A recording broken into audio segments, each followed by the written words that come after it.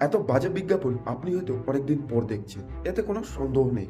একটি মিষ্টি ছোট্ট মেয়ে খুব খুশি হয়ে বাড়ি ফেরে, হাতে একটা মেডেল। কিন্তু তার বাবা কি করে বলে, এখান থেকে চলে যাও, দেখছো না আমি মিটিংয়ে আছি। তারপর সে ছোট্ট মেয়েটার মাথায় একটা আইডিয়া আসে।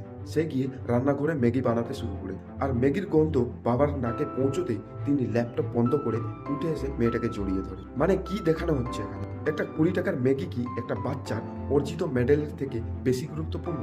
একটু ভাবুন তো, এই বিজ্ঞাপনটা বাচ্চাদের কি শেখাচ্ছে? যে তোমার পরিশ্রম, তোমার সাফল্যের চেয়ে বেশি জরুরি হলো বাবাকে ম্যাগি খাইয়ে খুশি রাখা। জানি না আমাদের যে advertising standard council of India, তারা আসলে বসে কি কাজ করছে? এমন বিজ্ঞাপন তাদের চোখে পড়ে না কেন? আর এটা তো প্রথমবার নয়। ওই ফেয়ার অ্যান্ড লাভলির বিজ্ঞাপন মনে আছে? একটা শ্যামলা মেয়ে কাঁদছে, তারপর সে ফেয়ার অ্যান্ড লাভলি লাগালো, ব্যাস, তার বিয়ে হয়ে গেল, তার চাকরি হয়ে। মানে মানুষের ইনসিকিউরিটিকে পুঁজি করে এরা ব্যবসা চালাচ্ছে। এদের মধ্যে পড়াশোনা ছেড়ে দিন, শুধু ক্রিম লাগান আর ম্যাগি খান।